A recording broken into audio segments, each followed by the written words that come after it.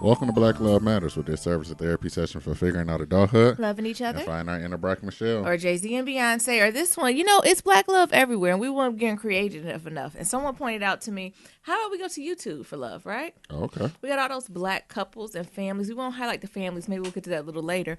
But we'll highlight, what is it, Jackie Aina and Dennis? I forgot his last name. I didn't do the research. Oh. Do you know who Jackie Aina is? Nope. A YouTube influencer. She's like Jackie. You know, she does like makeup tutorials, and you know, I'm a later millennial, so it's a little harder for me to describe this career. I feel like I turn into my mom and my aunts. They be on the internet, honey, playing in Maybelline, and people pay them to do that. Yeah, what's wrong with that? Nothing. I wish that somebody would pay to watch me do something. Like, I need to get into the mukbangs, right? I need to pay people to pay me to watch me to eat. Well, you need to do it first. Come on. So she's, you know, internationally known for this. I meant to look see how many followers she has. I'm sure it's in the millions. 2.7 million. I'm looking now. 2.7 million. Can't even count that high, right?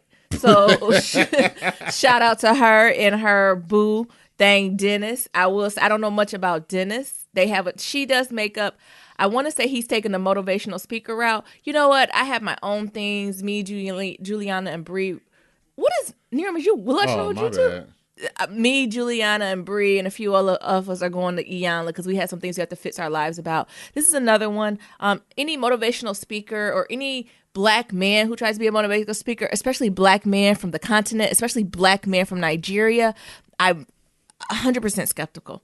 Why? I'm not saying that's what Dennis is. It's just I want to address my own biases. And what's that? You got a problem with Nigerian scammers? Yes. Oh. I'm not saying that's what he is. You got a problem with Nigerian princess? Yes, and scammers. So sometimes he gives me that realness, but I have to realize it's just not him, right? It's just the Nigerian swag that is scam-like. No shade. No shade. Just like people from Detroit, like they think we gonna rob them, right? You know what I'm saying? Probably will. Like, you know, sometimes when we tell people from Detroit, they like clutch their purses a little tighter, yes. right? They think we a little rough around the edges, and maybe we are. Some of it's true, some of it's not. Just the same thing with the Nigerian men scammers. You know, they have the same look. Usually they're very tall. They probably work out a lot. They have very chiseled jaws. They smell like musk oil. They wear those outfits. What's the little hats? The little booty hats? Kufis? I guess that's what they're called. They wear the hats, and then they always have some type of kente cloth on. I don't know. It's a vibe. It's an energy. Look at him. Does he give you that vibe? Have you seen a picture of him? Near him. I don't want y'all to think I'm making this up. He you see him? A little bit. Does you see what I'm talking about? Yep, I see it. How many followers he got? Well, they got a page together. They got 173K. Yeah. I don't know what his. But I'm getting off track. We're highlighting Black love. But you know, we share the good, bad, and ugly on here. I'm just telling y'all my truth. But shout out to them for working together, staying in it, right? Mm-hmm. System came up in the game in a very whitewashed game, right? That's made for white women under the age of 21 to succeed. So for her to do this and do it well and stay true to herself and have her brown man next to him, her doing these inspirational talks and, you know, asking for money, it's very good. Oh, okay. Anything else about Jackie or Dennis? Y'all go check her out. Go check out Jackie Aina. Like, if you need makeup tips, sis will help you out. Like, she's a nice chocolate sister. If she keeps it real, right? You know, I'm not the biggest makeup connoisseur, so I can't tell you. Mm-hmm. I had to take a step back. You know, when Mac was just getting too casket sharp? It was getting too cakey, right? So I'm not the best one, but if you're looking for someone to help guide you on this journey, maybe she's the one. Maybe it ain't only a few of them, honey. So I recommend you get on her train. Right. I subscribe to her so she can keep getting more YouTube monetization. That's how that work, right? Yeah. Yep. I'm one of them. I'm not to their vlog channel where they just do a couple things because I'm working through my energy with him, and I'm going to Van Zant soon. So hopefully I'll get through that.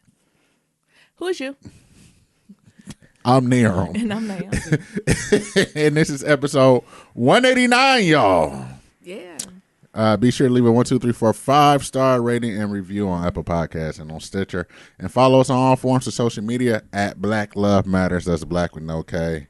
You got to check in. What's going on? Yeah, it was a good weekend. It went by extremely too quickly. Productivity, my weekends are getting less and less productive. productive, right? But was I rested? Getting there. Like my new goal for the weekend is to make sure I'm rested for the week. And I say I'm about 50-50 on that. All day I just kind of chill. You ever chill all day, but you feel you don't rest? It was like I was looking for something or like. Well, you was looking on your phone all weekend. Maybe if you put that down, you could have rested a little bit. Thanks, Nira. But we had a date night. Nira always coming in when nobody asked him to come on in. Well, I'm just saying. Ain't nobody told you to come on with the dialogue. Hey. But yeah, I do feel unrested. So I need to get that together as I go into the week. But speaking of the weekend, y'all don't take my black card away from me. I went to Benihana for the first time. Niram was talking shit about me too. Yes, because how you not go to Benihana? I've been to Hibachi Grills because let's be clear, that is what Benihana is. It's a Japanese restaurant which is focused on hibachi grill. So have been to plenty of hibachi but grills. You ain't it's been one of my to favorite Benihana. Though. I haven't been to the Red Lobster of Japanese cuisine. No, right. I have not. How you not go to the Benihana? I ain't know niggas like Benihana like that. Yes. Garlic rice? The garlic rice was lit. It needed a tad bit of soy sauce for me. Or actually, I don't even think it needed soy sauce. I needed a little fish sauce to give a little salt undertone to it. But it was delicious. And our server was the bomb. Yeah, he was. Because, I'm grown. I really, I like the hibachi grill experience, but I honestly don't like sitting in front of that grill and entertaining the cook. Why? Because I got to clap, I got to smile, I got to, Yeah, you got to take that sake in your mouth. I'm just here to eat. This is too much work. I really don't like that experience. So that's why I don't go to hibachi a lot. And I was glad because when we first did it was like it's a 45-minute wait. And Niram wanted to go because I gave him options. And he was like, yeah, hibachi, a Benihana. And I was like, oh, okay. Then I looked to the left. I said, that looks like a lounge. Is that a full-service lounge? And it was like, yeah. I was like, why has no one ever told me this full-service lounge exists at any of the other hibachi grills? Because at the other ones I go to, they be like, sit your ass down in front of this hot-ass oven. And hurry up and eat your food. Then I feel like it's a rush process. So once you start eating your food and they start cleaning up, I feel like I start eating at the pace he's cleaning. So by the time he done cleaned up, I need to be getting my little green tea dessert and heading on out the door. So sometimes the hibachi experience throw me off. But the garlic rice was lit. Our server was bomb too. It was a black guy, and I didn't eat. I kind of was munching the whole day, and we got some appetizers because it was happy hour. So I was like, I don't need a whole hibachi meal. I'll get a side of rice to eat off Niram's. And he was like, oh, you want some soup? You want some salad too? I said, no, I just want. He said, I give it to you for free. I give it to you for free. Well, shit. Sir, we'll bring it bring here. It out then. Lay it right in front of me. Lay it on the throne. Thank you. Because I love that little cheap ass salad. Any other restaurant, I would complain. Because it's just lettuce mixed in whatever type lettuce. It's iceberg lettuce, which is the lowest grade of lettuce on earth. And it's always wilty and watery with that ginger sauce. Yeah. But I fucking love it. This is the only place I'll go and eat wilted lettuce. I go any other restaurant, I'm like, this lettuce is wilted. Let me go to a Japanese Benihana. I'm like, yeah, I like it like this. I like my lettuce floating. Oh. Am I the only one? I love that shit. Do you love the ginger? Yeah, I love the ginger. You do too. You have to, them, because you usually don't like soggy things. No, I don't. But and no, they're always soggy. True that. And it was good. And like I said, this was the lowest of the lowest brow. So it was iceberg lettuce, and then with that little piece of soup. That miso soup be good base for stuff. I wish I could bring my own dumplings and put in it. I need to learn how to make it. I'm sure it's just literally miso and vegetable chicken stock. I'm sure that is. Maybe throw a mushroom in there. That gotta be. Scallion? And a scallion. And it's no finesse. I'm sure it's like miso paste. Miso soup. With some stock, a scallion, and a mushroom. And it's not even a good scallion mushroom. It's the one that's raggedy. Now, you know what I'm saying? You know how the vegetable be beat up, about to go old. And so you just throw it in a little piece of soup. Yeah. I guarantee that's what it is. Have you looked at the recipe? Yeah. What is it? At it now. 2 dashi granules. What's that? I don't know. What? Look, we already lost. 4 cups of water. Not even stock, my nigga. 3 tablespoons of miso paste. Told you. Silken tofu. Oh, tofu. I guess tofu. 2 green onions. And that's it. Told you that doc, whatever the first word, that must be some type of base, chicken based or vegetable based or something like that. Yeah. Chill. But so I experienced it and it was amazing. But have all black people been to Benihana though? It's like Red Lobster. We ain't been at Red Lobster in months. No, we haven't. It's endless shrimp. I don't like to go when it's endless anything. Because people will be there all damn day. Yeah. So I have to go when it ain't. I have to go between seasons, between promotions, because you niggas love them endless anything, and I feel like their grade of food go down. My father hates Red Lobster. Every time I go and we bring up going out to eat, he's like, I don't want to eat at Red Lobster. And no one even brings it up. To the point, me and my mother know he doesn't like Red Lobster. We don't even ask him. Like, usually if we go to Red Lobster, me and my mother would go by ourselves. Like, we don't even invite him. But when we're out as a family, he's like, what y'all want to eat? I'll eat anything but Red Lobster. We're like, sir, we understand you don't like the lobster of the fish. We understand. But he must have went there and they must have gave him a little piece of shrimp and he was disgusted. Well, did you say you went with your neighbor? And oh my God. y'all niggas only got 3 pieces of shrimp. It was like a special tasting menu. First of all, Red Lobster was at a period where they were doing too much. They should stick to fucking basics. Scampi, crablets, coconut shrimp, right? But it was like they was doing some type of spicy Thai, chili. I don't know what they were trying. They were trying to be cute. And they were cute, all right. And they put that little tasting. It was like tapas. And Red Lobsters don't need to do shit with tapas. You know, niggas from Detroit thick as hell. They like to eat. Yeah, exactly. So, you know, tapa restaurants ain't gonna do well in Michigan or just the Midwest, period. So they don't understand paying $5-6 for like one piece of meat. Nope. So that's why I went bad. Other thing is I'm preparing to head out of town. I'm not prepared to do anything. I know. I haven't packed. I'm not ready for presentation. I'm just not reaching out people that's gonna be in the area.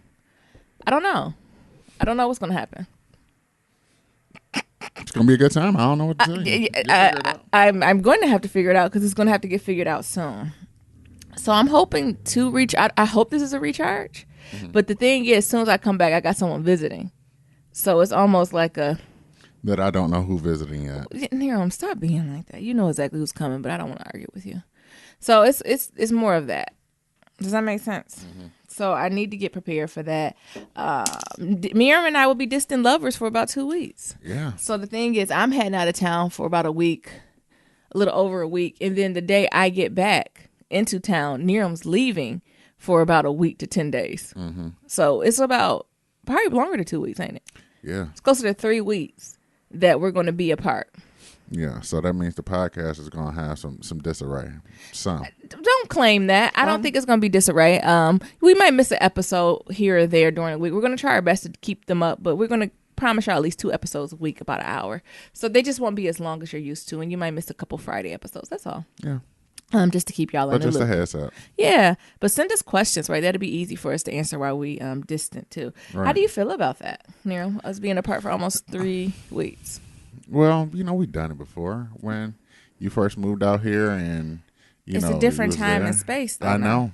You know, I knew I was coming. I just didn't know when. But you know, I know a date. I know when I'm coming home.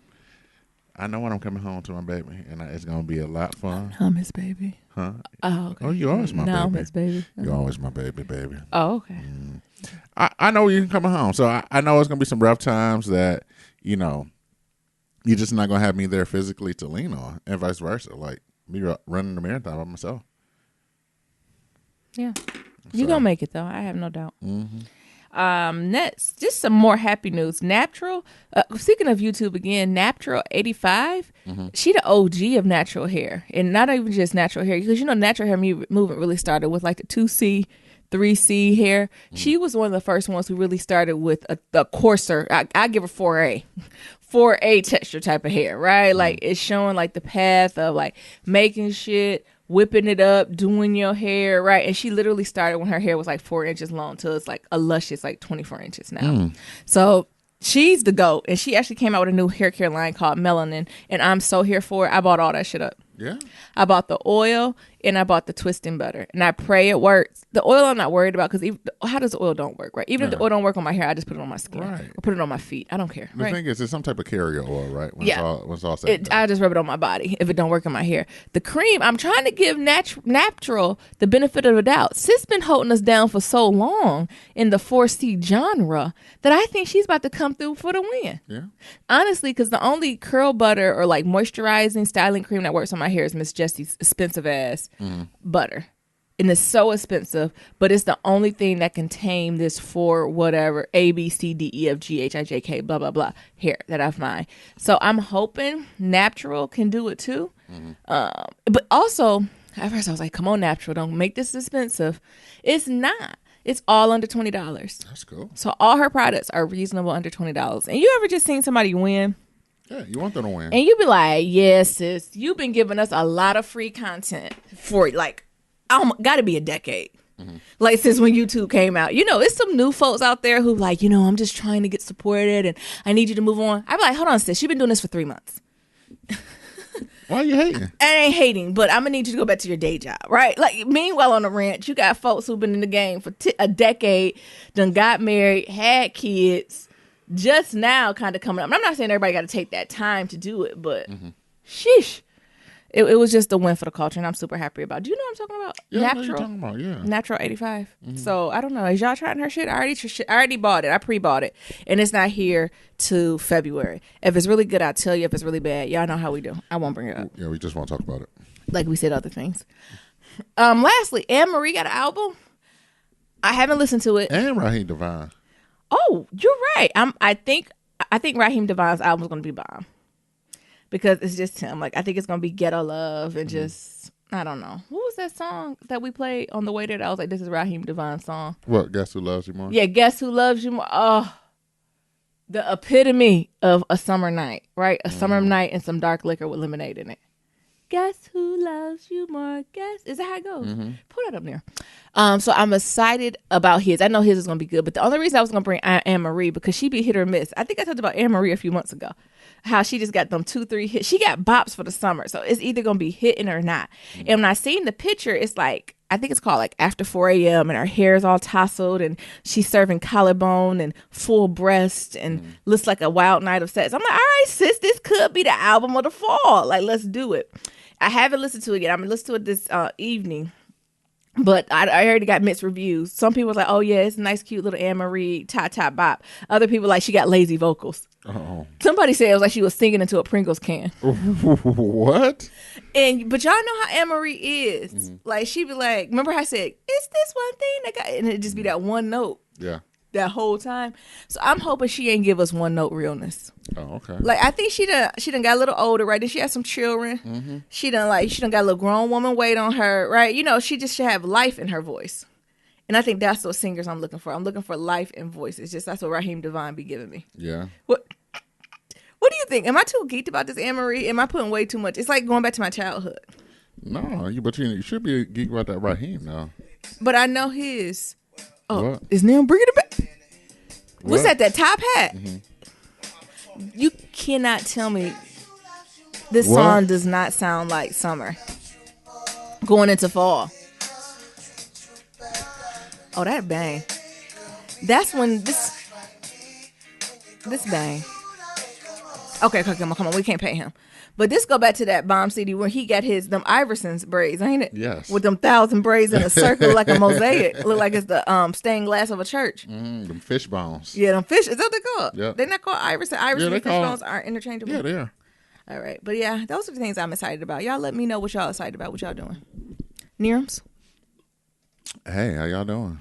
I'm feeling good, feeling great. I was going to play one thing for you. What? Don't you? Why are you doing that to Anne-Marie? Is this one thing that got me stripping? What's going on? Or why don't we fall in love? That got to be the ballad to the spring. Why don't we? It's just me. I be too nostalgic. Oh, that's the shit. Well, you know, people were being shady about nostalgia. Somebody slid in my email. I guess Ashanti was going on tour, but then it was headlines that she had to cancel her tour because only 24 people bought tickets. You niggas. I can't with you niggas. Y'all do Ashanti wrong. Ashanti had some bangers. She did. But they was all with Ja Rule, so is Ja Rule going to be there? Oh, my God. We ain't trust Ja Rule since he put on that concert. That Fire Fest? Yeah. Actually, before that, but this just sealed the deal. That nigga can't do on no more I fest. feel like Ashanti should be able to sell some tickets. You know, she ain't gonna sell it. Like, you know, if she had like a little, not standing room only, but where you can bring your own drink. You can bring a piece of chicken. BYOB. Yeah, that's how you bring a lawn chair, charge tickets about $25. I feel like Ashanti could sell that out. Oh, okay. Now, I don't know if she should try stadiums and shit like that. That's not gonna work, sis. But I think Ashanti still got the sauce.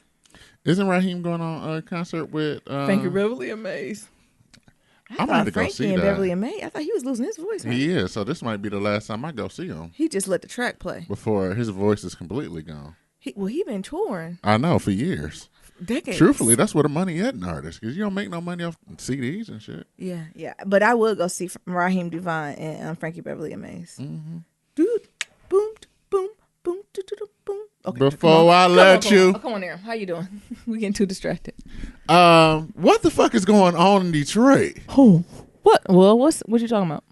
In these funeral homes. Oh, God. Another fucking funeral home. It's another one. Another one. This time they done found 63 It's fetuses. a black one? I don't know. Let's see. It's on the west side. What street is on? What's the name of it? Finkel. Oh, you tried it. What's the name of it? Perry's Funeral Home. Yeah, that's off Trumbo. That's the hood.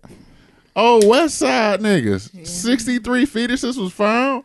And this one lady got on the news talking about, I just had a stillborn.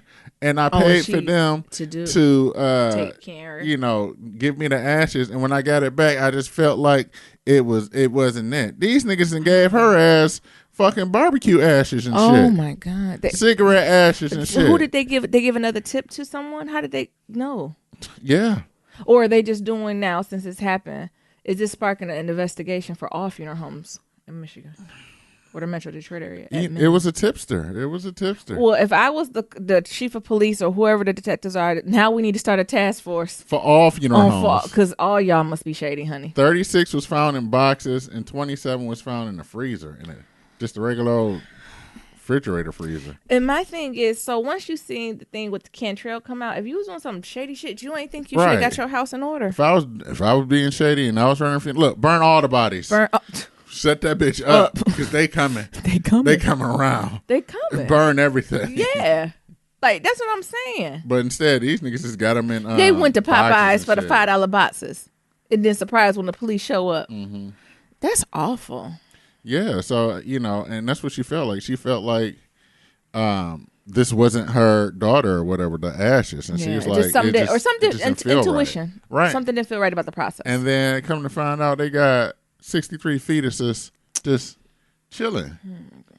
And it's like, so they not even putting in the work. And that's the thing, like, y'all not even putting in the work to go ahead and cremate these bodies. Yeah. But who's the lazy and sorry motherfucker that you done gave somebody some ashes, some charcoal ashes, to just put them in a box and say, we're going to put them in a corner here. That's what I'm saying. I couldn't have been the person where I couldn't be the intern where they would give me the fetus and be like, oh, go put it in that box. Then I open the box and then there's 80 fetuses in there. First of all, actually, you take that back. I would have played it cool as a fucking cucumber. And then as soon as I got off work, I would have immediately went to the police and be like, they're doing some shady shit over there and I need to be put in protective custody. Before they put my ass Before in the they put me in the box with the babies. Like, I just couldn't. Actually, I don't even know if I could have hold my couth to be like, what's this? What's this? So that's the thing. Like, how is this even happening? The way Halloween set up, I couldn't been doing this. Exactly. The way Halloween set up. Exactly. And then my thing is this happening all over the world? Yes. You don't have to ask yourself that. You know the answer. Yes. And this happened in the white ones too. Because they was the originators. That's why I had to call my mama and said, oh my goodness. Sure that was my brother? Oh my goodness. Well, remember y'all put down the casket. Yeah. Y'all kept putting it up and putting it down. Yeah, because he had like 3 funerals and shit. So, Thank you, Niram. Any positive news? Other than that, like, I'm just chilling. We had our date night, which was fun. I'm watching Make It a Murder. I refuse. Nyambi is like, I'm not watching this shit. I can't watch any more trials. I am so triggered. I know, baby. I can't watch any more like murders or trials or crooked ass police officers or like dumbass juries. Like, yes, juries, us, we're stupid as fuck too. Like, it needs to be a little bit more rigor when you come to the mother. Like, I just can't. I don't know. True crime is my thing, though. I love true crime genres. To the point where I could barely watch How to Get Away with Murder. I know. I was like, I can't watch this. Like, I can't watch these courts, these people. Like, I just can't watch any of this. I can't watch any of this pretend. You know what I'm having trouble getting through this season? What? Law and fucking Orders. Yeah? What? I don't think I've got through one episode. Well, shit, we can't even watch CSI. CBS got they shit locked down. They said if you don't watch it live, you're not watching it, bitch. Or you have to wait a year when it comes on Netflix. Thanks. 2 years, actually, because it only got episode 12. Season 12 on Netflix. Oh, my goodness. But, yeah, I'm just extremely triggered. Like, true crime stories are triggering to me. Yeah. I have no idea why. I did good, Niram. I didn't even complain. What did I do? You just went to the other room. I said, damn, she disappeared. What? I made breakfast. And then you didn't come back. Surely didn't. I was like, oh, I guess this is not for her forte. No. So, so yeah, I watched that. Other than that, I'm just getting. I think the excitement is the word. Yeah. Some people like to call it taper crazy. So I didn't. I'm training for this marathon, and the next couple of weeks I don't have that much running. Like I'm literally like literal minimal running these next couple of weeks. Do you need to change your diet accordingly to eat lighter, maybe? I'm gonna eat a little lighter, but I'm also, working. As I just ate a cake from Susie Cakes from San Jose, which is bomb. It was good. Yeah, I think I'm eating lighter. Okay. Like lately, like we had Hawaiian food, which is like relatively light. It was like rice, vegetables, and some type of meat. Like I'm not eating, and it was like short rib. So they're very thin, lean cuts of meat. So yeah, I'm relatively eating lighter and changing up my nutrition. But I think for me, the thing is like not running as much as often, especially like when you just did like 18 miles and 2 half marathons, and they like for the training plan that like just chill on out. Like Naomi showed me this little infomercial, I forgot what it was, about dogs where they just sit down and just all of a sudden just start running around. Or they get the zoomies. When dogs just be chilling, they'll be in their dog or they're like in their bed, and they'll just wake up, put their head up, and they start running around the house. Great, Desi used to do that, and I used to think there was the devil in them. Well, that's how I feel. What? I just want to like just get up and just run around the house. And then he'll just go sit back down like he ain't just ran around this house 4 times. And now you realize, I said, all right, keep it up. And the thing is, I'm just tapering. Yeah. I'm just, and for those of you who don't know, like tapering is like after you do like so much exercise or like running or, training, you start to cut back. So for the marathon training, you cut back like 2 to 3 weeks before the marathon. And that's why you do like the last 18 or 20 miles before you do the 26.2.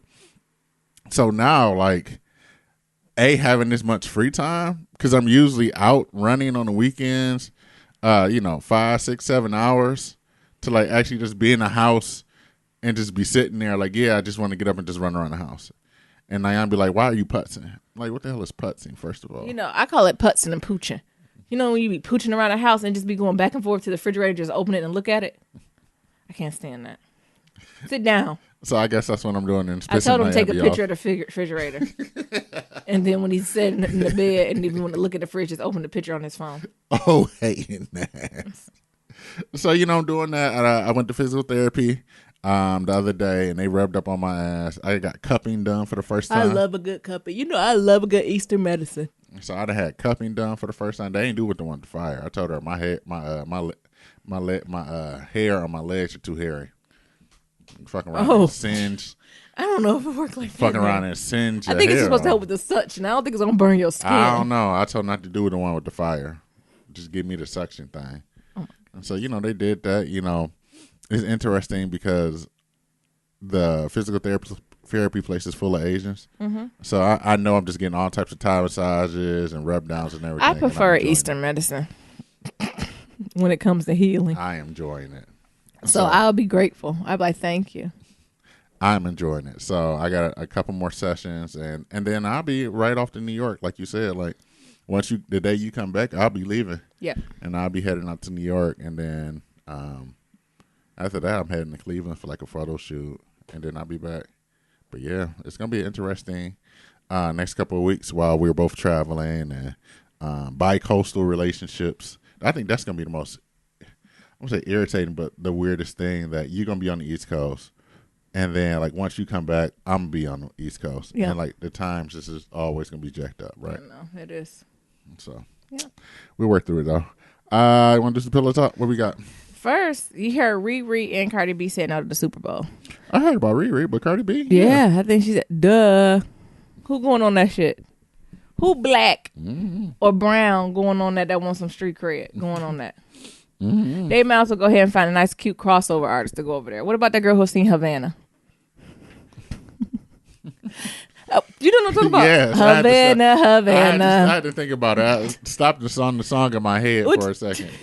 Cause that's the one with Young Thug on there. Yeah, why don't you send some of them children over there? But the big ones ain't going over there. Keep saying it because it started with JayZ. What they really thought he was gonna do that? Yeah, they must have threw a lot of money at him. Probably. He said no. Cardi B said no. I don't know if she said to do the whole show, but I think they had like the little openers and stuff. She said no. Rihanna said no. They probably gonna put a boring ass white band up there again. Who did it last year? I don't know. Was it Bruno Mars? No. You tried it. No, that was 2 years ago with Beyonce. I think 2 or 3 years ago. Oh, Lady Gaga. I don't know. But I'm glad they stood firm in that though. I wonder what the Super Bowl people are thinking. Is Super Bowl losing ratings yet? Yeah, they losing ratings. Yeah, let's go ahead and like do that. Like that's how you get folks in their pockets, right? Like let's go ahead and just no one look at Super Bowl. Like let's look at the Puppy Bowl on. Let the Animal Channel get more ratings and reviews. Or BET, why don't you do a marathon with like just classic black movies? Right. And we can just watch that all Super Bowl Sunday instead of doing this shit. That would be good. Wouldn't that be good? Like good ones, just 24 hours. BET need to get better with stuff like that anyway. You know how, I forgot, was it TNT that shows a Christmas story for 24 hours? Like BET need to do that for like Christmas and stuff, like all the black Christmas movies, and just show them back to back to back to back. So they're going to do Best Man Holiday. Oh, don't do that. All of them this Christmas. Big Mama's House, wasn't that a holiday movie? Anyone that came out around the holiday, they got a Christmas tree in to play it. Any Tyler Perry movie that was around Christmas, play it. Friday at the Next. Play it. Was that the one that was for Christmas? Play it. I think, Are We There Yet? One of them, play it. All of them. Just back to back to back to back. And do the same thing for like New Year's Eve. Maybe play classic black cinema. So Color Purple. Like they should have a list of the top 10 black movies or something for the year. Or the top movie. I don't know. That would be amazing though, right? So Justin Timberlake was the performer last year. Crickets. Well, that's nice for him. That's when he had that album about him in the woods, discovering himself, going to the bathroom and stuff. The Man in the Woods. Yeah. Good luck, Super Bowl. But I'm shout out to Cardi B and Riri. Meanwhile, on the ranch, Rihanna ain't really had no music. I mean, I guess she just has a docket of music she can pull from. So I think that's the other thing. When you do the Super Bowl, it's not about your latest album. It's about like kind of your history of the music you got playing. It's interesting how they really. Well, it's not interesting how they trying to get like. Oh, Nero, damn. You all right? Yeah, like heavy black focused people to do it. Like so, JayZ when he did 444. Yeah. You got Rihanna with like Fenty Beauty and all the other black ass shit that she be doing. Yeah. And then like Cardi B, who is the epitome of like nigga shit, New York borough. Latino, Latinx, niggas, all that. Yeah. Is that what you call Latinos or black nigga? Never mind. We're not gonna pass. I'm not playing with you. Pass. You said pass. We're not going to go there today. Not today. No. I mean, they're going to probably have to go back to what they used to. Why don't they get a nice country group to go up there and diddly bop them there and yodel and play the banjo? Well, the thing is, it's boring. Truthfully. It is boring. It's boring. Yeah, I agree. I ain't been lit since Beyonce. When I made my own homemade spinach artichoke dip and watched her. Next topic. Niram, I thought this is something you would like to talk about. What? The Dorag Fest in North Carolina. What? Tell me more. Well, it looks like a Dorag Fest was hosted by HBCU. What? Look at this HBCU shit. Well, I'm going to go to original article. It said the event included live commentary on each student's impeccable ways. Basically, it was like the NBA draft. So I'm gonna go scrolls. Look, damn, how many scrolls they got? I'm trying to see who's the ones who did it. So it looks like it was at North Carolina. I just want to make sure I get the right school. But someone hosted like a Dorag Fest. Yes. And it was for Wave enthusiastic. The hashtag was hashtag Dorag Fest in North Carolina to show everyone just how serious wave life is. In true Ravy form, Twitter user @2xfly held a digital Dorag Fest Thursday showcasing a video of black students at the HBC holding a ceremony to unveil the freshest and crispiest waves you ever seen. I'm gonna hit play. I don't know what's gonna happen once I hit play. Okay. And I'm looking at the video now, and they have all types of do-rags that are velvet, colorful, and like they took off their do-rags to show their waves. And you would think it's like the unveiling. You know what it reminds me of? What? You know, at the dogs show when they unveil the dogs. And they be like, ooh, oh my God, he's brilliant. And everyone's just rubbing their waves and going back and forth. It's waves back in style. It's 360s back. They never left, baby. Yes, they did. No, they did. They left for a minute. Look at these waves. We about to have really problematic things going on. What you mean? Because it started off really classy like this, but the niggas go too far with that pomade. It put so much in that the hair almost becomes straight. If y'all want an interesting hashtag to look at, it's called Dorag Appreciation Week. Yeah. He got a Gucci do-rag. I'm sorry. One of my favorite do-rag appreciations. And I want to say shout out to Papoose because that nigga been wearing a do-rag on TV and he been bringing it back. Shut up. You know, it was because of the malice at the palace that do-rags kind of just faded into the ether. Because that's when the NBA changed up their dress code and didn't want niggas to wear nigga shit like do-rags and jerseys and things of that sort. Damn, this nigga waves fly though. Do you see the one I'm looking at? No. Oh, I'm sorry, Nero. I'm listening. Woo, I'm seasick. Oh, old ass Naomi. What? Woo, I'm seasick. I'm seasick. You said, oh, what? I feel like waves was a very, is that an age thing? Do like grown men have waves? Yes, no. niggas be still worried about waves. No, I mean grown men with mortgages. Yes, they still be How worried does that about go? Go to the barber shop and let a nigga fuck up your waves. Niggas would be pissed. Can you break down more of this wave culture? I don't think I understand it. So what is the upkeep of a wave? A lot of brushing your hair. It's a technique called woofing where you where you grow your hair out. And you just wear the do-rag, and that helps with the hair matting on top of each other to create that wave. So you create like a teeny afro, and you just flatten it down. Yes, like we do baby hair for women. You brush it, and you brush it, and you brush it, and you let it grow, and you just keep the do-rag on there, and that'll keep matting it down. And then once you cut your hair, boom, that's how the waves form. Is there a certain grade of hair that cannot get waves? I was in my hair. No. Oh, you got some old nigga still. No. I think any type of nigga hair, I get it. I personally, it's too hard for me to get because I got a lot of swirls in my head. So a nigga who got like cowlicks.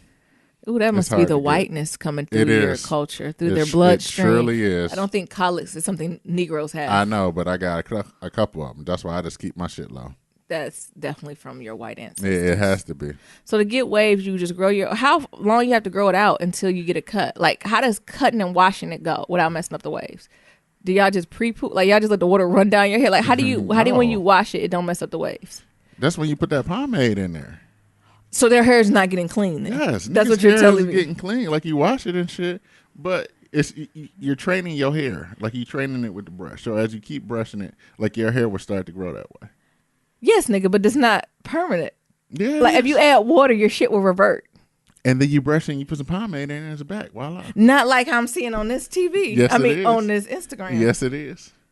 Y'all niggas can someone write in and let me know how you get waves as a young black guy? You brush your hair a lot. You grow Okay, the well, shit how do out. you clean? So y'all niggas, nasty niggas not cleaning your hair? Yes. You clean the hair. You wash the hair, Naomi. Do you like wash it, like scratch the root? No. You just let the water go off the top? You put some soap and water and you let it go. Oh, and like you go the direction of the waves? Yes. You go in the direction of your hair.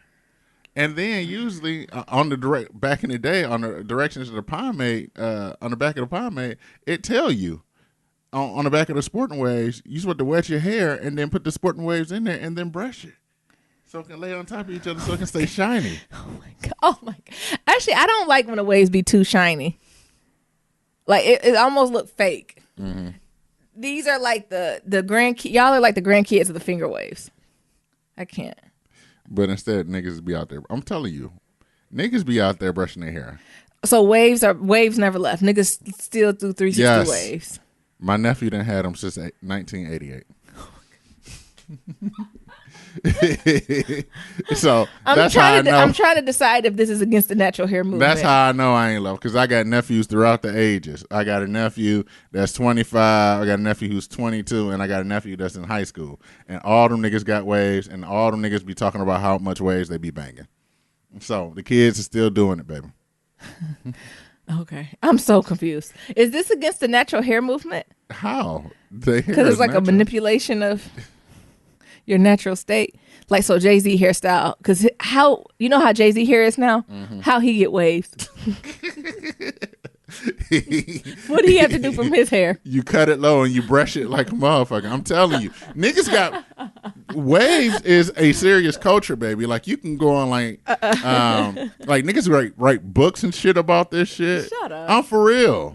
Niggas be writing books and shit about this. You go on YouTube, like niggas got courses on how they how they got waves and shit like that. Like they have like I'm fascinated. They have like a whole wave journey. Like somebody be like, all right, y'all, I'm about to cut my hair. This is where if you want waves, you go to the barber and you tell them, give you a 2 with the grain. You niggas. And then after that you brush it, and then you put the do-rag on. Then you brush it some more. And then you wake and then like every 2 hours you brush it some more. And that's how it be. It just be niggas on YouTube, wave journeys, and the nigga just be brushing his hair. So it be like 2 hours later. You know I remember that was a thing in school. Like teachers would be like, put your brush away. Mm-hmm. Or I remember like my younger cousins and my aunts would be like, please put your brush away. Because it's like it's no more do not brush your hair in this kitchen. I remember like my cousins getting in trouble for constantly because it'd be a little oval brush. Mm-hmm. What's it called? A Diane? Yep, Diane. So that's how it be, baby. And then niggas just do it. And then once you get it, once you set it and forget it, let's barber fuck your shit up. So how long will it take to set? To set? What you mean? Oh, that's what it is. To mold, basically. How long it take for the waves to get to set? I don't know. Some niggas 3 months. I'm just typed in. I went to YouTube and typed in wave brush. And at least a million things came up. Let me do wave journey. Wave journey day 1. Niggas. Curls to waves day 1. 360 waves in 6 weeks. Time lapse. Wave journey day 1 and day 2. You niggas. I told you. 362,000 views. Yes. His name is Wavy Leon. What would I do if my child was like, Mama Nyambi, I think I want to create a YouTube tab on my waves. Get the fuck out my face. Why? That's what I was saying. If y'all chicks can do it with about this natural hair. Wait, let me see what he's talking about. Why a nigga can't do it for fucking waves? Let me see what he's talking about now. Oh, he got music. You see how? I'm telling you, brush patterns. Unfortunately, one haircut made me lose tons of progress. I'm telling you, niggas be mad. Wait, let me see. What'd I tell you? Can y'all hear this? It's him with hood classical music in the background brushing his hair. I'm telling you, look how you brushing. And it's time lapse. Let me see what the end looked like. It looked the same.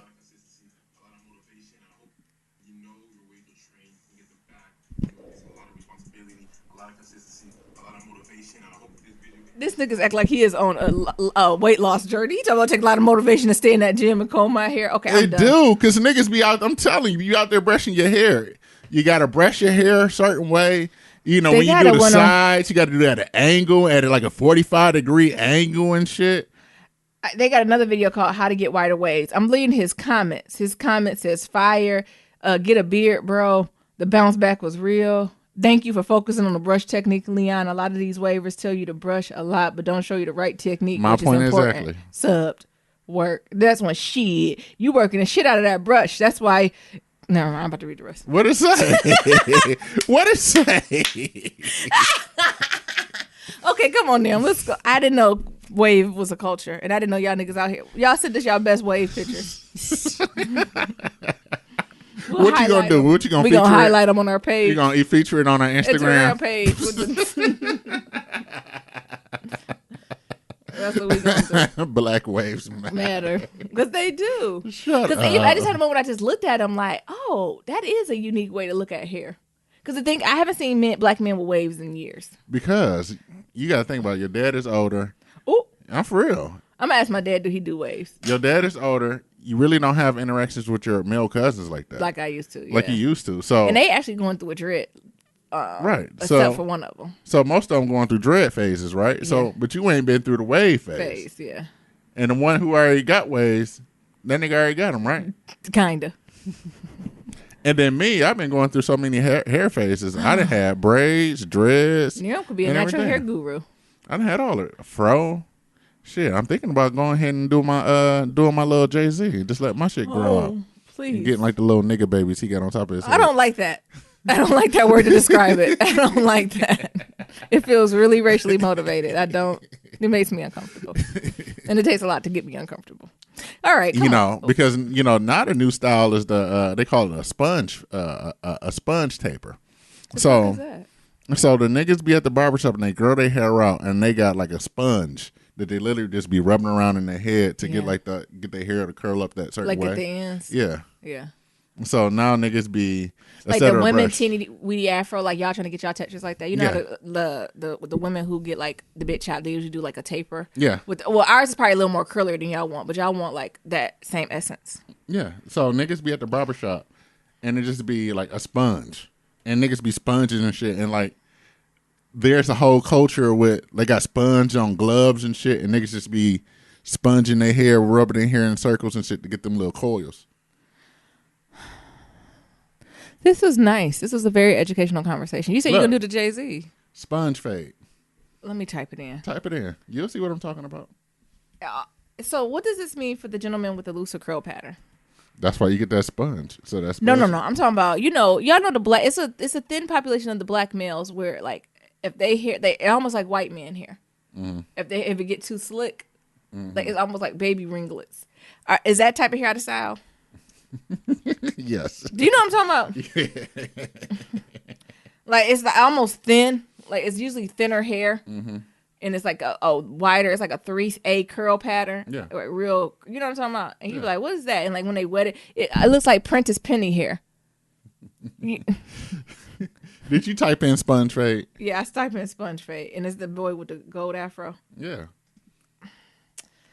Like, yeah, that is a style. I just thought that's how they hair girls. No, niggas is out here rubbing. It look like a twist out. Niggas out here rubbing it, and the thing is, you know what I'm talking about, or you see it because you see it on just about every basketball player, every young nigga in the hood. Yeah, but they be in the barbers and in silicone. Oh look, not Jaheim. What's his name? Who? From Empire, Hakeem. He on there for the second picture. Yeah. So he started it. No. No, but that's just the style, right? Gotcha. Like. Niggas either got the dreads, they got waves, or they doing the sponge shit. Gotcha. Oh, I see the sponges you talking about. Yeah. Interesting. So, you know how y'all women got all types of products and shit? Niggas got the same things. Y'all just don't see it. Surely don't. And I'm truthfully, I'm just so low maintenance and don't really care about my hair like that to even put in time to do it, right? I feel sorry for the 3C hair men. Y'all have to do the comb over like the white boys do now. The white boys, their hairstyle is a part with like a brush over or something like that. That's what the white boys is wearing. They think they clean, honey, when they get that part down. So that's the new shit, right? Because when I was doing my locks, and I went to go see my my homeboy to taper my sides and shit, I was like, nigga, what's this? He was like, oh man, this is a sponge. Like niggas be wanting sponge fades. So what the fuck is a sponge fade? Yeah. Like you rub the sponge on your hair and your hair coil up. And they give you that look. Like, what? Oh. So that's the way, like, that's when I learned about it. We're taking these people on this journey. They say get to the point. All right, nice. So. Thank you, Niram, for that educational lesson. No problem, baby. Because, we was talking about women hairstyles and all that. We don't talk a lot about you men. Mm-hmm. And what's the secret y'all be doing in that barbershop. Mm-hmm. Do y'all get your hair washed in the shop? No. Even niggas with long hair? No. You be lucky if the niggas got to sink that work in the barbershop. Oh. Okay. What do I transition from? I don't know. Oh, so it's no pampering. No. I don't want to continue talking about the barbershop. Well, what's the next story?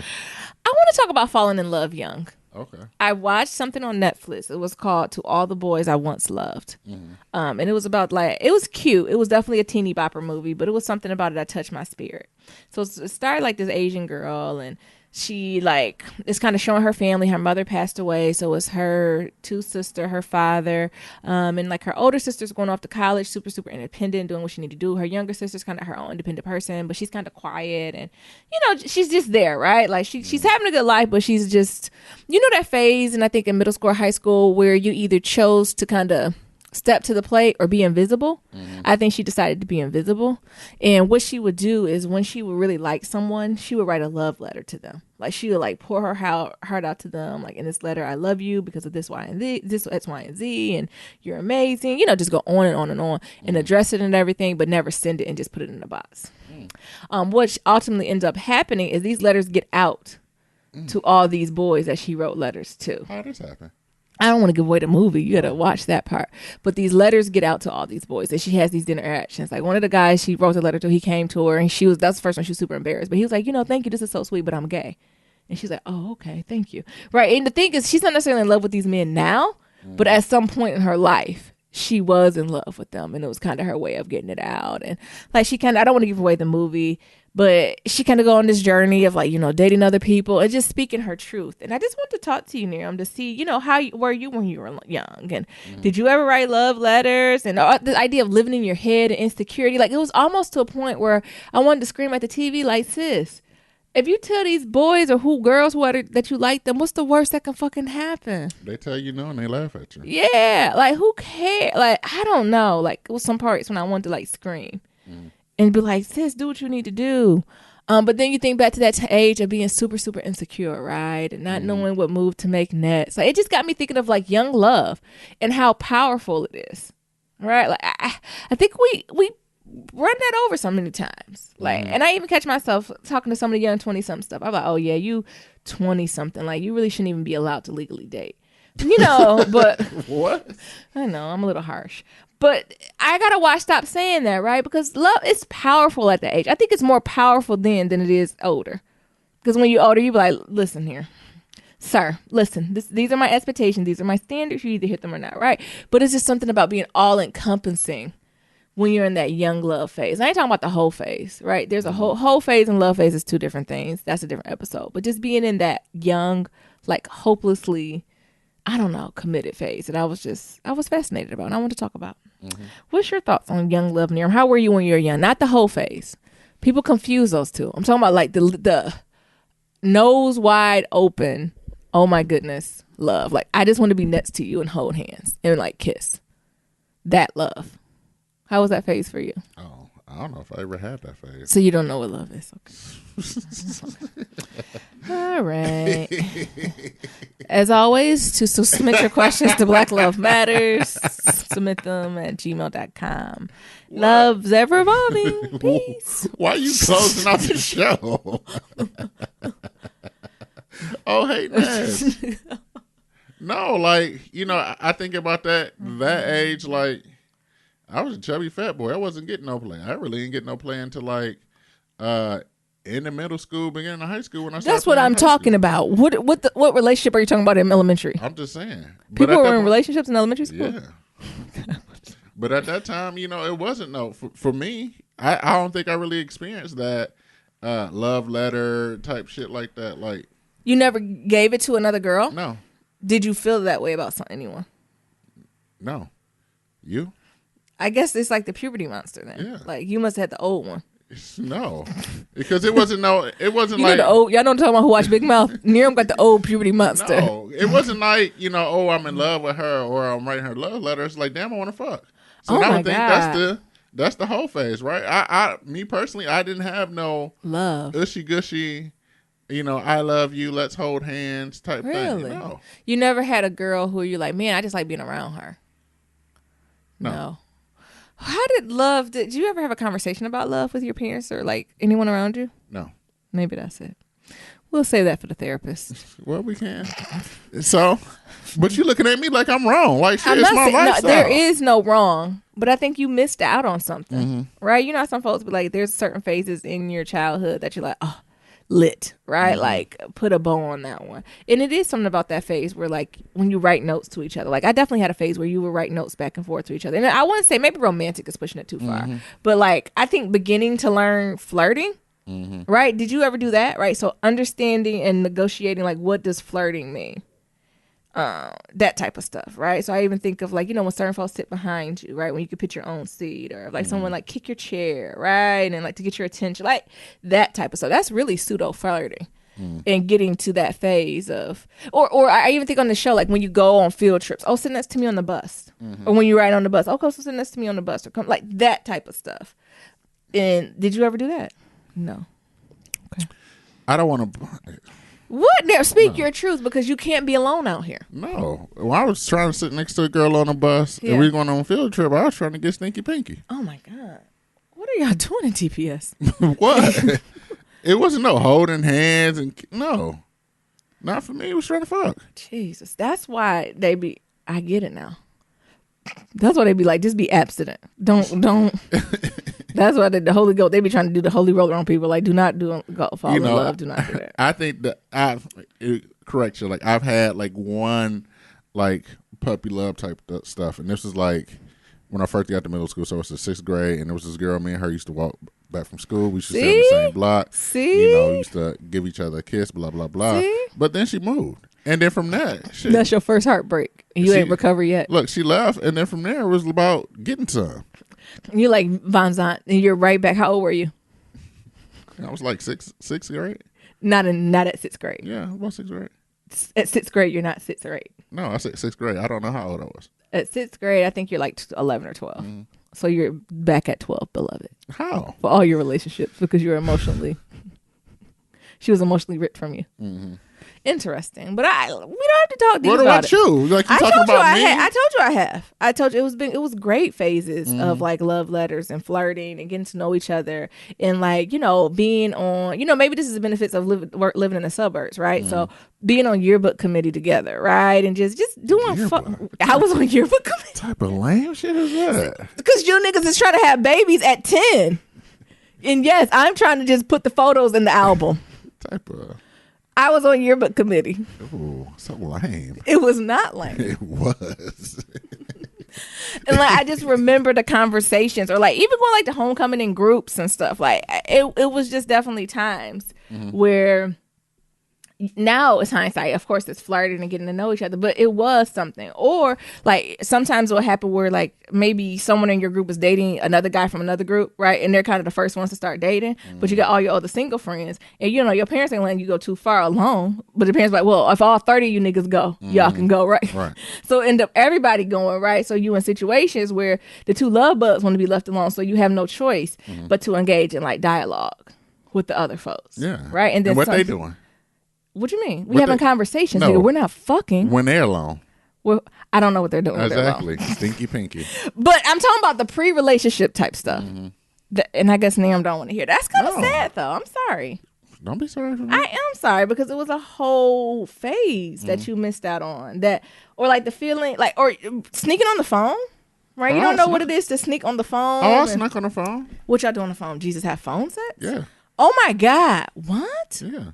You need your ass whooped. What you mean? Are you serious? Wish my son would. It was 1 a.m. I would drive to that girl's house and do what? Knock on her parents' door and be like, "We need a family fucking meeting, all of us." They would hate the phone when I was done with it. What? Nero, I'm sorry, honey. It's nothing to be sorry about. It's my truth. Yeah, I know. But it was just this idea of insecurity and coming out of like, it was a good movie. So if anybody needs like a little bit of a sappy movie, a little nostalgia, it's on Netflix. It's called To All the Boys I've Once Loved. It's Asian girl. I actually liked it. It was an Asian girl too. That was the lead of it.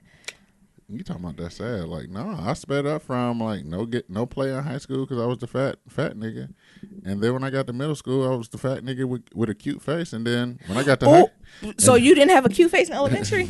No, I was just the fat nigga. Okay. And then when did you hit puberty early or later? Early. So you had like a beard like in 5th grade? I had a beard in like 7th grade. And so that's how I became like the fat nigga with a cute face. Oh, because you like a grown man. Yeah. Deep voice and shit like that. And I was turning all the chicks on. And then by the time I got to high school, I was the fat nigga. You just joined the fat nigga click. I was just the fat nigga with a cute face that played football. So that was more clout for me. Oh. I don't share the same journey. I'm sorry. Was that hard for you being younger? When they called, like, girls was really mean? They teased you for being fat? Yeah. I remember. Girls or boys? Both. Oh. I remember this first girl I had a crush on. And this is probably where everything started at. This is where everything went downhill. That's when the hormone. So it was either Kindergarten or first grade? Did he say kindergarten? You Yeah. cannot tell me trauma is not real. Kindergarten or first grade? So we're talking about, we're in the 90s now. We're talking about 93. Kindergarten or first grade. There was this girl. Her name was D. Yeah. D Hood. Is she on Facebook? Should we like add her? Probably not. Okay, should we add her? Okay. And everybody, the teacher had all the kids get around in a circle and tell, like, you know, things you like or love or have feelings for and things of that sort. So kids are talking about their puppies or their dog or their video game or their parents. Not their video game. You know, video game parents, shit like that. Yeah. You know, a favorite teddy bear. And I had the hots for D Hood. So I went up there and I was like, you know, I like D Hood because she's the prettiest girl in the classroom with the prettiest hair. Oh. And this little bitch, my bad. Her ass is like, ew. Like, your titty's bigger than mine. I don't like you. In kindergarten, yes. she said this? In the classes when I was like, oh. What did this gutter snipe teacher say? She tried to, you know, shut it down, but shit, it was already too late. For kindergarten? Yes, it was like kindergarten control? to first grade. Like, in my hood, niggas was reckless. Did she have a conversation with you after the teacher? No. Did she talk to your mama? No. Oh, my God. Who is the professionals here? Like, and I just remember her being like, ugh, I don't like you. Your titty's bigger than mine. Yeah, she should have checked Miss D. Yeah, I would have checked her. They needed me as a sub. I'd be like, how nice. Thank you. And from that point on, that would have been funny. I'd be like, D, you should be happy anyone likes you. Then from first grade until about fifth, I was titty boy. I was near him the titty boy. That bitch. And then from sixth grade on, when I hit puberty, got taller, my voice got deeper. That's how I became the fat nigga with a cute face. Talk about generational trauma. And then from high school, I became the fat nigga with a cute face that played football. What happened in college? I was just still. Well, still what? The fat nigga with a cute face that played football. Oh, okay. What about when you got with me?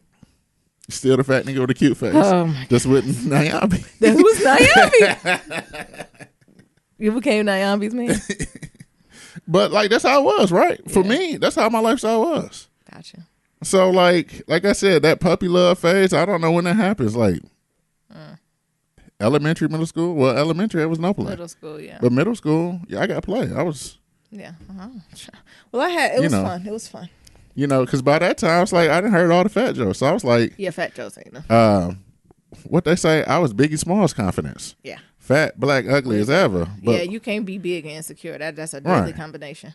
But, you know, I worked my ass off, had all the fly clothes and had the confidence and had all the fresh Jordans, and chicks was on me because of that. Yeah, because a lot of times when people start coming at your weight, they're insecure about something. And usually whatever they're insecure about is something flaming, right? It's a lot worse than being big. That's what I've learned from being a bigger girl. To be like, oh, they talking about my weight, that means they don't got shit else left. My point is exactly, right? Shots fired. Exactly. This is my cue to go in.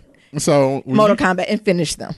So when you the fat nigga that's geared with a cute face, deep voice, got taller and shit, wearing size 13. Yeah. At the age 13. Yeah. Oh my God. Oh, your feet been. What them bitches know about any? Oh my goodness, DPS. So do we need to put our kids in private school? Like, no, because is that worse? I got lucky. I had a nice little multicultural school I went to. But that was my life. That was how it was. I'm not neglecting it. What's y'all lives? What is y'all experience with puppy love? All right. Want to do one more topic? Yeah, what we got? I want to talk about not quitting or knowing when to quit. Okay. I've been going on a journey in my life, and I feel like, I've been going I'm in this different phase of my life, and there's some things that I'm unsure if I need to quit, be it people, situation, things, and I'm just having trouble figuring that out. So there's a couple books. I forgot the name of the book I want to get. I think it's called like The Dip or something like that, where it's talking about how leaders make decisions and knowing when to quit. Like, and one of the biggest areas of discernment that make great leaders that really enjoy their lives is having the discernment to know when to persevere and when to quit. Because a lot of times people don't talk about quitting. People say, no matter what, right, keep going, persevere, because when you're doing something, so if you're thinking of more creative, like a project or something, you have this where you have all this energy, it's exciting, you're doing stuff, you're moving forward, but you hit this lull where it's like, what I'm going to do, right? And the majority of people at that point quit, move on to the next thing. But there's also a segment of people who continue on and move forward, right? But I want to figure out, how do you figure out what do you move forward with and what do you don't?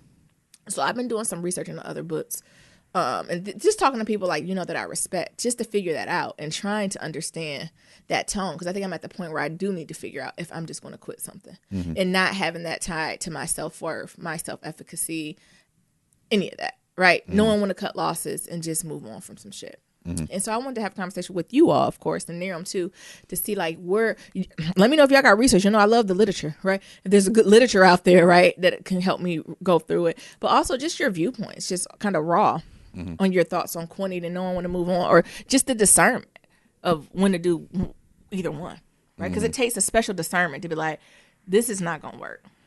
I need to recoup. Like, I need to...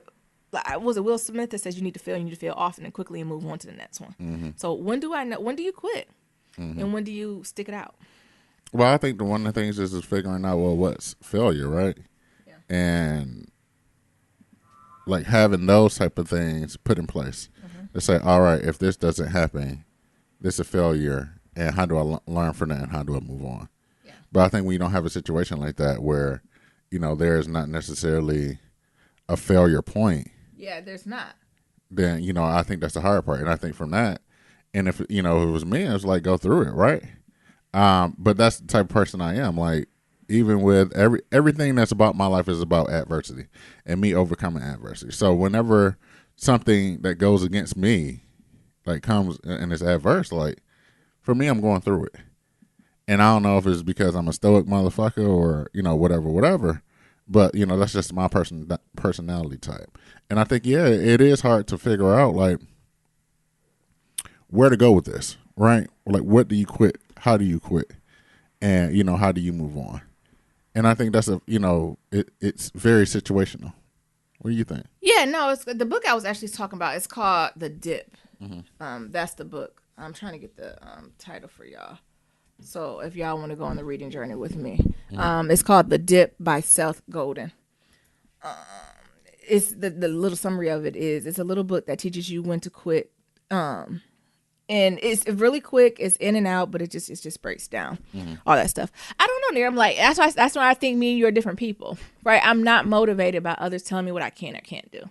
I'm not motivated externally by people. Like, I think younger in life I was, but now I'm not. Like, I'm not interested in a lot of friends. I'm not interested in a lot of things. Like, I'm self-focused. So, like, the thing is, because people have showed me who they are so many times. Y'all know my favorite saying is white people gone white, right? But you can fill in the blank for anything. Black gone black, friends gone friends, mom gone mom, dad gone dad, right? It get to the point where Nyambi gonna need to Nyambi. So it's just me trying to balance off, is the excerpt of my energy gonna balance eventually down the road for what I put out? Right? So the output I'm putting in, like the output am I going to putting out, right? Is it going to eventually match the input that I'm getting back? And if that answer is no, why am I doing it? Because life is way too short. Well, you would hope that. Hope.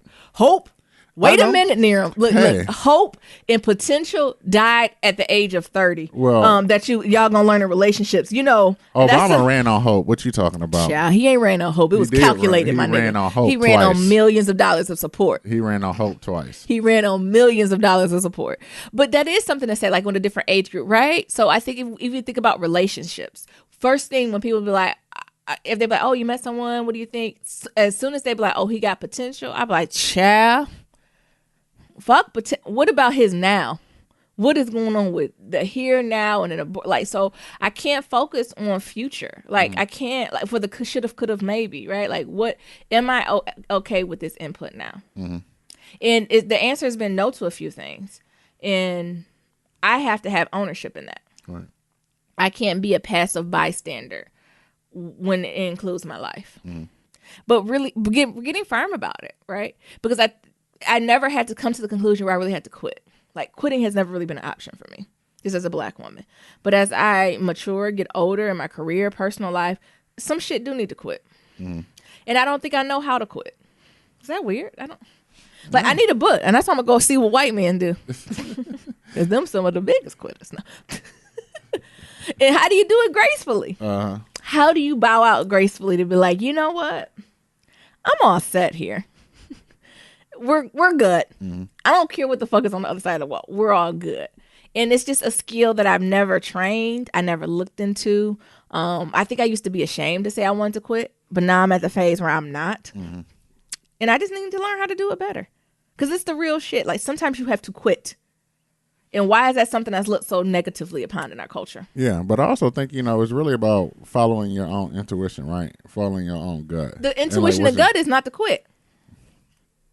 But that's principle. I'm sorry, I mean some cake. Like I need to quit eating this cake. Why you ain't quit eating the cake then?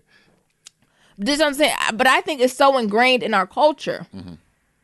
Just like racism and white supremacy is so ingrained, people don't realize it. I think the same thing about quitting. It's so ingrained that you don't quit. You don't quit. There's never an asterisk to say, but if you run into this, run. I think about things of relationships, marriages, that there's plenty of marriages that probably shouldn't even started because somebody was too scared to quit. Is it a lie? No. Sure. I shouldn't have got that dog. You see, I quit. That's one of the good things I quit. Oh, you sure about that? I regret it sometimes. But, I don't know. I'm just being transparent. Yeah, and I hear you. Where I'm going through in my life. And I think it's I'm hard, going through a quitting phase. And that's not something to be proud of. Is it? I don't know. I don't know.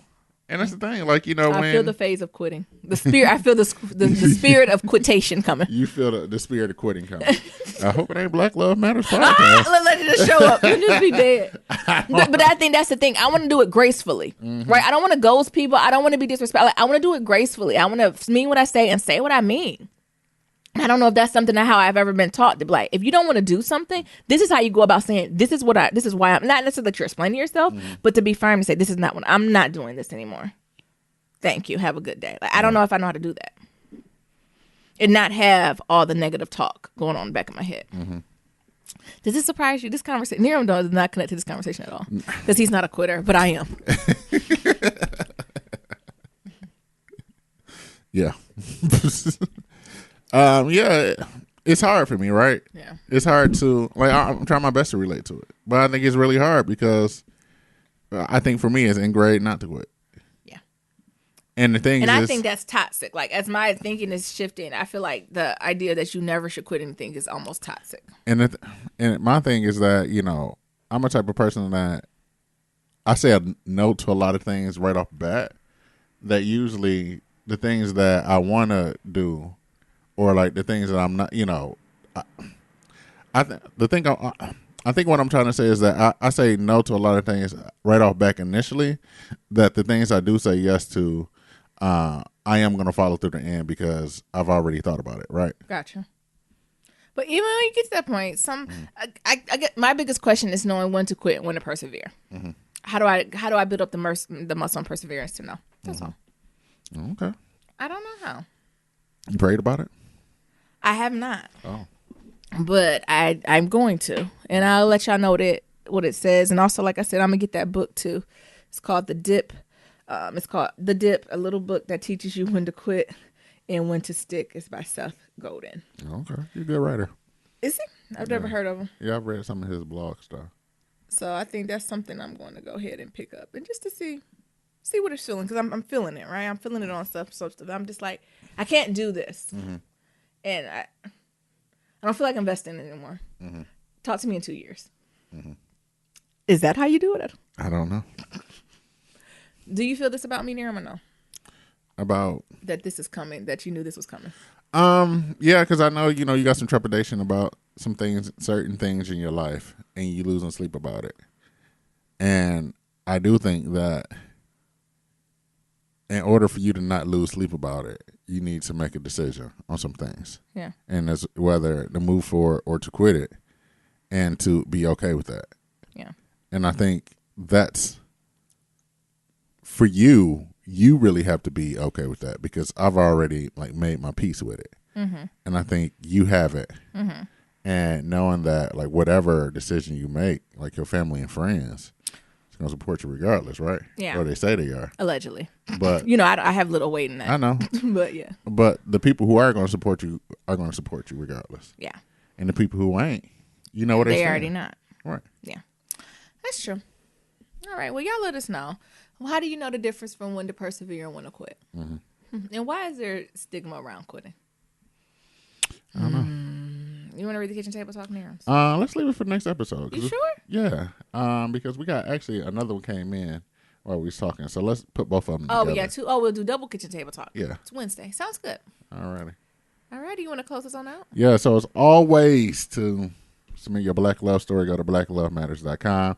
To submit a question for Kitchen Table Talk, shoot us an email at blacklovematters@gmail.com. That's black with no K. To leave a comment about anything we talked about, head on over to that website. We got SoundCloud, and we also got that voicemail, and that's at 508-784-1111. That's 508-784-1111. Talk to y'all later. And remember, love is ever evolving. Peace. Peace.